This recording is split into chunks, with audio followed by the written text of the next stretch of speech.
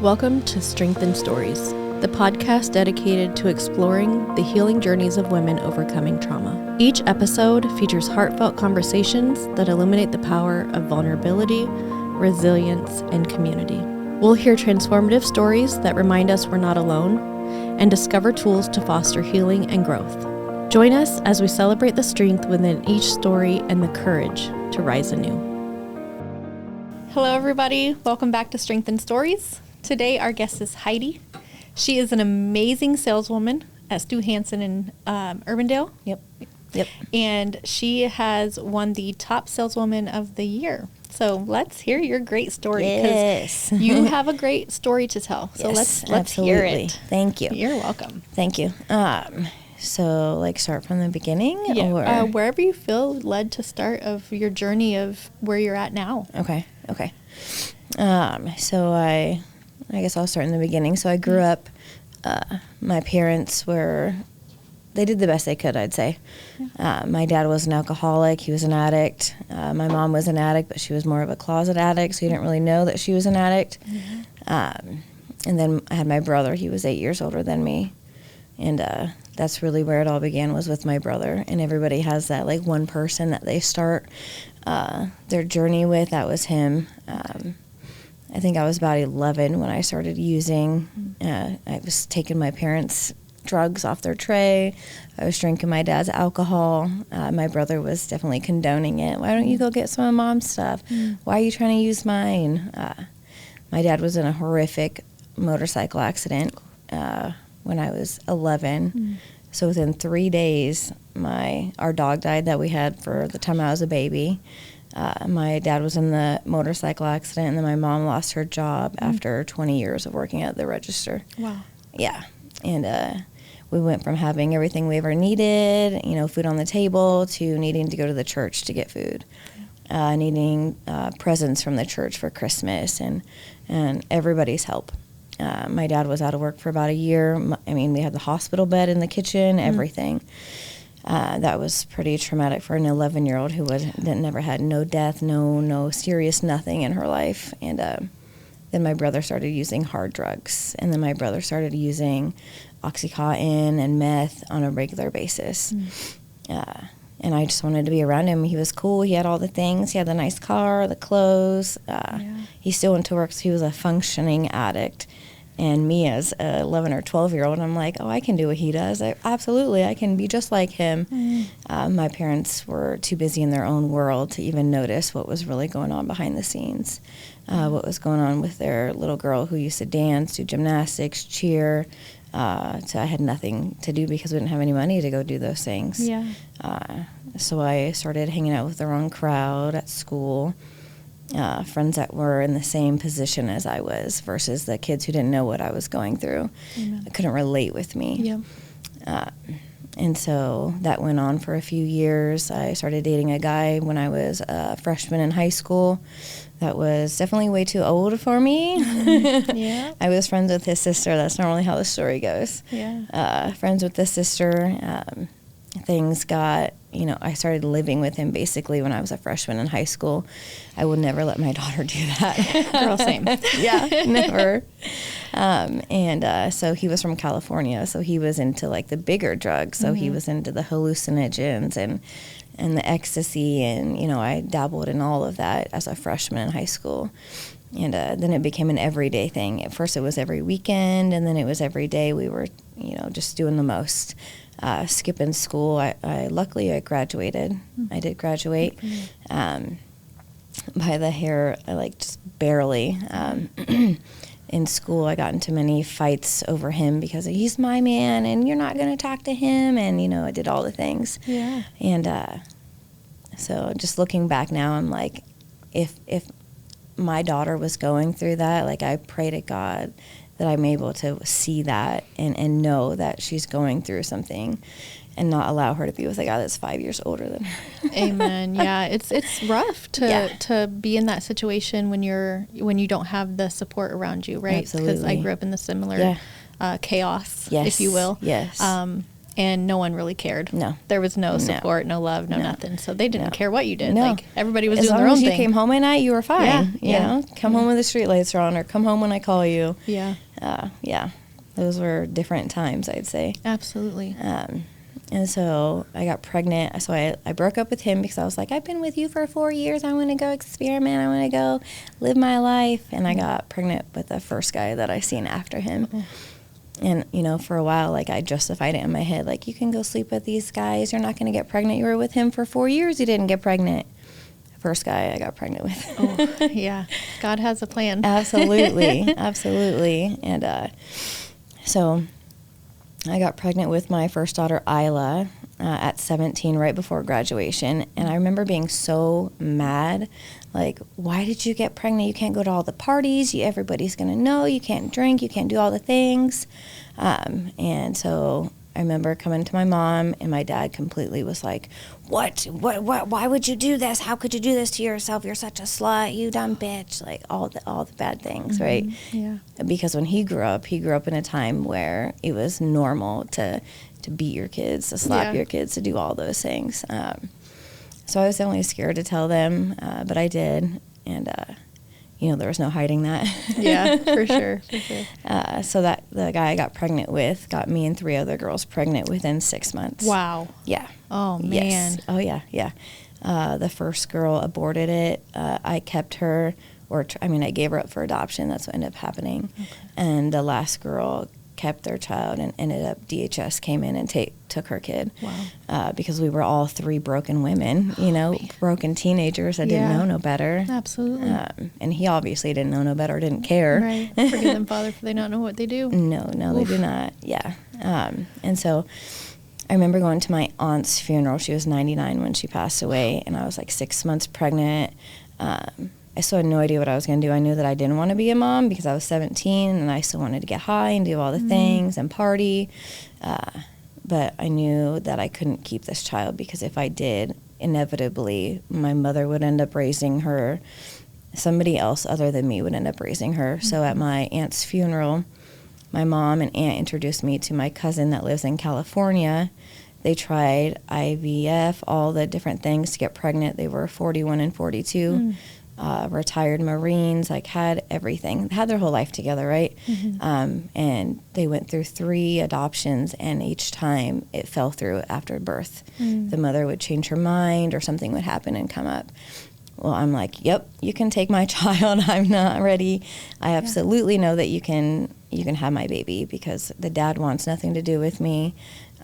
Told me that he's going to stay with the other girl because she has money and she has a job and she's not a drug addict like you.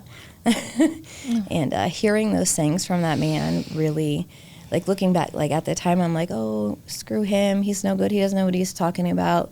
But, like, that deeply affected me in so many ways that I couldn't even, like, today I can see how hurtful and traumatic that was, hearing from somebody who you just wanted love from. Yeah. So you're not worth it. Yeah.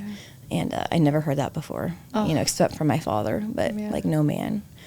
And so I gave birth to Isla when I was 17 or 18. I just graduated, went through all that stuff, and then I was free again. You know, I was free to do whatever I wanted because I didn't have a kid to hold me back. And that's when the hard drugs took. That's when I started IV using meth, and then that went to heroin, because heroin was cheaper than opiates. And I'd be gone for weeks at a time. My parents would show up at random houses just looking for me because they had no idea where I was. They would call my phone. I would ignore it. I would break into their house when they weren't there and steal all their things. I would break into other people's houses and steal their things because I was just trying to get that next fix. I didn't want to work. You know, who wanted to work for? No, I had no idea what a work ethic was back then. I had no idea that if you just went to work, you could actually get paid.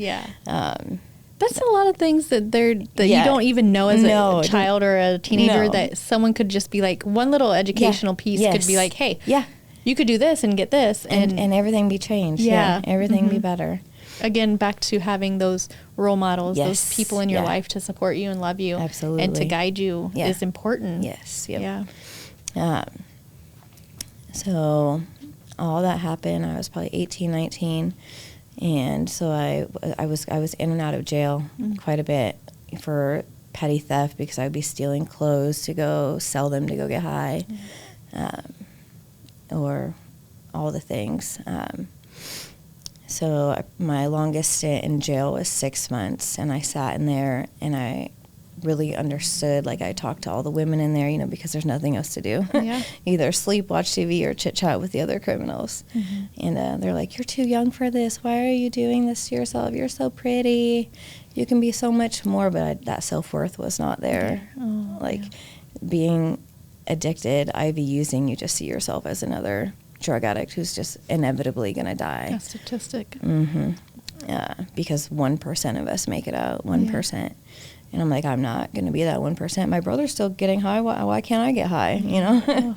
I would always relate myself to him and look up to him as like, oh, he can do it. I can do it too. Yeah. Everybody would like feared him and like respected him, and he was that guy. Yeah. But again, he was a man, and he was 8 years older than me. Yeah. So he had a lot more experience. Yeah. No. Now that you're looking back, but then it was like. Then it was, why can't I do that too? Yeah. So I met my second daughter's dad in active use, just at a flop house. He had been in prison for 3 years, and he got out, and you know, he didn't look like the other guys because the other guys were all shriveled up because they were using. Yeah. And he was different. He was quiet. He kept to himself. He wasn't all over me trying to, you know, sexually abuse me, do all those things. Because right before I met him is when I was raped, beat, and sold for drugs. I was 19, 20 years old. It was my brother's friend who did it. So it's always somebody that's close to you or that you can trust. Yeah. I found out really quick that I could not trust him. He told me, go in that house right there, and that guy's it was for bail money because I got bonded out by that guy, and he wanted his money back. He's like, you go in there and you talk to him, and he'll give you the money. And me being 19 or 20, foolish, like, oh, really? That's all I got to do? The influence. Yeah. I mean, just wear your shirt down low and walk in there. And I opened that door, and I will never forget how terrified I was. It was literally like you see in the movies, like there's drugs everywhere, there's naked women, and I open the door and I'm like, maybe this is the wrong house, and I go to shut the door and he walks in behind me, nope, keep going. And that's when I knew it was over. I didn't want to, obviously we never want to, but I remember going downstairs scared out of my mind, and he put a gun to my head and he's like, you either, or, you know, this is going to happen. I'm like, what the hell is going on? Yeah. I never experienced anything like that before. How scary. Very scary. And so that went on. I was stuck with that man for like 2 or 3 weeks before I finally like grew up hair and went for a car ride with him to the gas station. The child lock was on, and I reached my hand over and unlocked the door. I didn't have shoes on. I was barely wearing clothes. And I ran into the gas station, and I called my aunt. And I remember the gas station attendant being like, what is going on with this girl? I was so scared out of my mind. I remember running in the gas station, and the guy's like, wait, come back here. And I'm like, nope. Ran inside. Praise God, you got away. Absolutely. And I went to my aunt's house for a few weeks after that. I got sober. And then, I mean, it was probably 3 weeks. I got clean, and then I'm like, I don't want to do this. I don't want to be clean. This sucks. Like, I'm hurting. I'm crying. I'm emotional. I'm weak. I know what's going to fix it. So even knowing that guy was out there, I still went back. Like, how crazy is that? Yeah, it's, like, you know, it's not, again, it's not our flesh. It's our spirit. And sometimes the evil enemy comes and just takes over and just puts us back where we don't belong. It's because it's what I was comfortable with, is what I've learned. You know, I was comfortable with the abuse, the neglect, the just wanting to get more drugs. Just that was all I knew. It wasn't get up for work, get your kids ready, go to work, come home, cook supper. It was finding ways and means to get more, just to get by. So that happened. And so then I met my daughter's dad, and I was like, oh, this is going to be different. He's nice. He's, you know, quiet. He has a good relationship with his mom. And I remember going to his mom's house after like 3 weeks of being together. Like, you don't Like, it takes time. Like, now I know, like, that's not normal. Like, there's a process to it. But then I was like, oh, let me go meet your mom. We're going to be together. And she told me, she's like, I don't recommend you staying. She's like, if you know what's good for you, you will leave. And I'm like, what? He's so nice. He's different. You don't know. You need to leave. And I'm like, it's okay. I got this. Yeah. We always ignore the red flags. Ignore it. And, yeah, that was a pretty eye-opening moment that I should have ran, but I didn't. Come to find out, he's super abusive, very narcissistic, needs to be in control, very paranoid, schizophrenic, because after 3 weeks, you don't really know somebody. Yeah. They still have that face on them. Mm-hmm. It took me about another 2-3 weeks after that to really understand what she was talking about, because I got comfortable with him. And then after you get comfortable, then they start to show who they really are. Yeah, for sure. Yeah. I was in that basement of that man's house so we lived with a friend of his mom. Turns out his mom is a drug addict too. Oh. His whole family was a drug addict. And I just, that was cool to me, because like I could go get high at the house and nobody would say anything.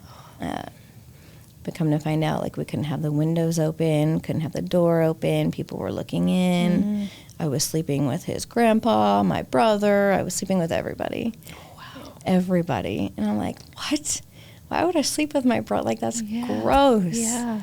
I haven't even left your side. How would I go do anything?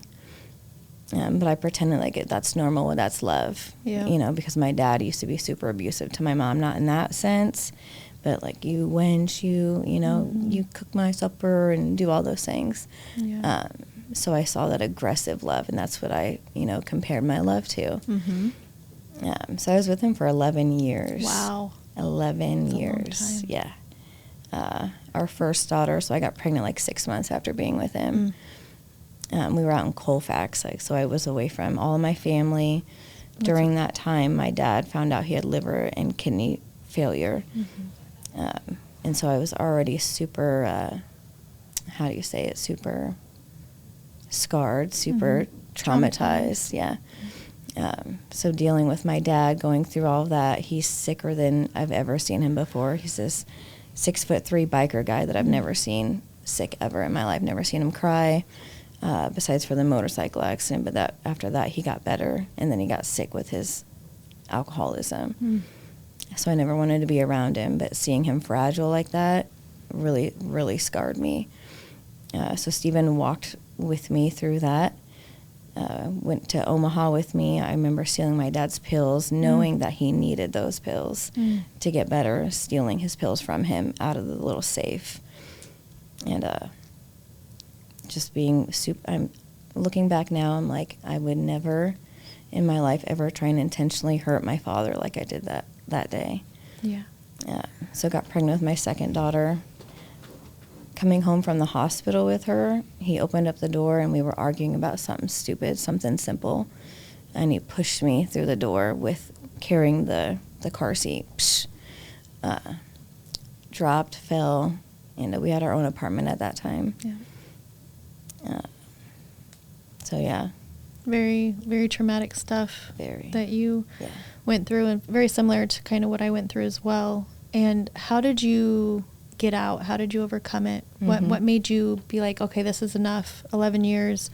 He put a gun to my head and told me he was going to effing kill me. I don't do it. Yeah. So what I couldn't do for myself, God did for me. Amen. Because I didn't call the cops. The place I was working at that time called the cops because he showed up to my work and they arrested him there because I couldn't do it for myself. Yeah. I couldn't walk away. I tried many times, like, oh, I don't need him. I couldn't do it. After losing a child to DHS with him, DHS came in and said, you're not mentally stable to raise a child, because I was on probation from being in and out of jail. Yeah. So our first daughter was taken from us with DHS. Okay. So, yeah. So where you're at now, how did you, what? Narcotics Anonymous, absolutely. Okay. Yep. We'll have a link to that in the podcast as well. So I moved help. up. Yep, moved up to Sioux City when he was in prison. Got away. Thank God. Amen. He answers our prayers Yeah. sometimes, and we don't even realize Yeah. that it's being answered. So, Absolutely. Amen. Absolutely. Got away from him, got clean, found a sponsor. She absolutely changed my whole life. Love that. I Yeah, love that. she helped build me back up, tell me that I'm worth it. I don't have to get high today. And then I found church. God's always good. Absolutely. Absolutely. So in that whole time, I lost my dad. I lost my brother. I lost my whole family because what do they want to do with a drug addict? Well, you're still a woman. Yeah. You're Yeah. a human being, and you're an amazing person. So Absolutely. to say that they lost a drug addict is not. Yeah. Not That's today. not you. Yeah. That's not you. Yeah, not You're today. Heidi. You're Yes. God's child. Yep. You're an amazing person. Yeah, absolutely. So now I get to raise my 6-year-old daughter by myself today. He's still in prison, thankfully. Okay, good. And I remember my sponsor telling me, "You're worth it. Why don't you try this? Why don't you try selling some phones?" I was like, "What? I don't even know how to do any of that. I don't know how to talk to people." My confidence was still super low, and I tried it, and I loved it. I loved it. I love this. Yes, yep. Everything changed with that sales job because it went from me being a server, not knowing anything, and no difference, nothing about credit, nothing about home buying, car buying, and working at Verizon for 5 years changed everything for me. And then COVID happened, everything shut down, my store shut down. And then I started selling cars because I was like, how am I going to do this? Yeah. And now look at you. Yeah, absolutely. How long have you been doing it? 4 years. 4 years. Yeah. And you Yeah. just won Saleswoman of the Year. I did. I'm so I proud of did. you. It's crazy how everything changes. Yeah. Everything When can- you decide to change Yeah. and you decide to Yeah. go to church and you get clean Yeah. and you make this mindset Yeah, shift, it does absolutely. change everything. And I see you in the gym all Yeah, the time. yeah. And you're working on yourself. Yes, And constantly. so that just shows everyone that Yeah. with my story, with your Yeah. story, with other stories that have been on here, that you can come from Nothing. the worst situation and just Make put it your everything. make everything and just change your entire world. Everything. And you are a prime example of that, and Yeah. I'm so proud of you. Yes. Because drugs Yeah. are very, very hard to get off Absolutely. of. They're literally the devil just Yeah. grabs you, Yeah. and just it's so hard.